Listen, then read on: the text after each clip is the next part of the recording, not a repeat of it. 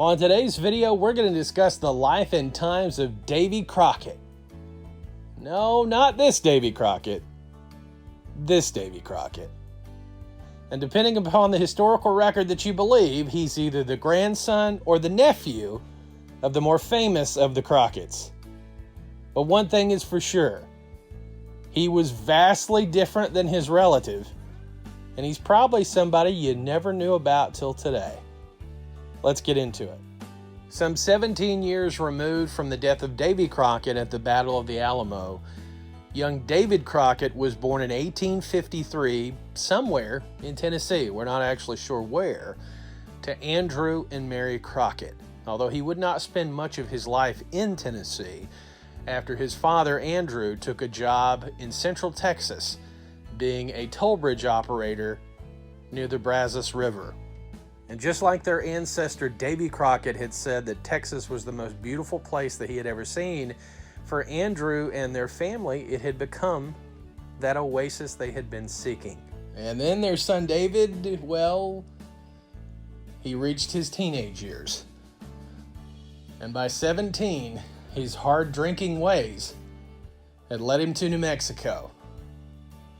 Now, the old adage that parents often will blame on a rebellious kid is, hey, it's not him, it's the company he keeps. And for David Crockett, that was probably true. See, whenever Henry Goodman, Gus Heffron, and David Crockett tended to be together, trouble was soon to follow. It was aided by alcohol and often included women. Most people that knew young David said before he had met these two individuals, he was one of the nicest people you could ever want to meet. Afterwards, it was night and day. But whatever the case, this would be the David Crockett for the rest of his short life. In fact, David's hot-headed ways had led him into conflict with notorious outlaw and former Confederate Clay Allison. And David had lived to tell the tale, something not too many can say. By the mid-1870s, the hard-living ways of David Crockett and his friends were really starting to wear thin on the citizens of New Mexico. Hard to believe, no matter what he would do to them, they were essentially known as the town bullies wherever they went. They were still relatively well-liked by the townspeople. He even held the local sheriff at gunpoint and made him drink to inebriation. The sheriff actually put up with this. People would let David get by with things. But soon, that would all stop. On March 24th, 1876, Henry, Gus, and David were liquored up as normal at the Henry Lambert Inn. Actually, now the St. James Inn, which still exists to this day in Cimarron, New Mexico. Well, the fellows were ready to head out, but for some reason, David just could not get the front door open. When finally he did, he was met face to face by a buffalo soldier from nearby Fort Union. This enraged David so much, it is said he pulled out his gun and shot the man on the spot. He then turned around to 3 additional buffalo soldiers who were playing cards and shot all 3 dead. David escaped on foot as his horse had been in the same stable as those of the buffalo soldiers, and he hid out for a time. Later, deciding to find a friendly judge, he pleaded his case. Your Honor, I killed those men because I was drunk. I couldn't help it. And the judge's response, you may ask? Sounds good to me.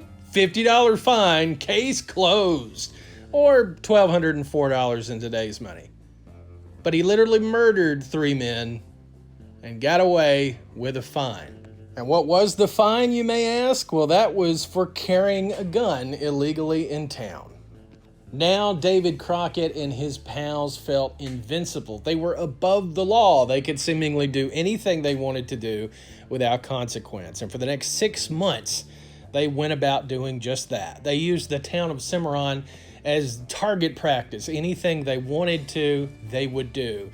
Riding horses into saloons, harassing the local town, harassing the law enforcement of the town. But finally, after 6 long months of harassment, Isaiah Reinhardt had had enough. He deputized 2 other men, the postmaster and a local rancher, and they caught up with Gus and David. The first things out of the mouth of the posse was throw down your weapons.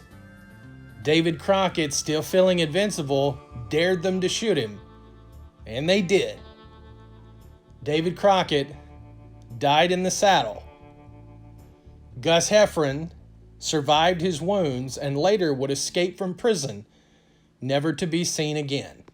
David Crockett would be buried in an unmarked grave, ironically not far from the 3 Buffalo soldiers that he had killed at the Henry Lambert Inn. Later in the years, a marker would be put up for David Crockett, but it's unknown if this is where his grave actually is. So one Davy Crockett was king of the wild frontier. But the Davy Crockett from New Mexico, we might as well just forget.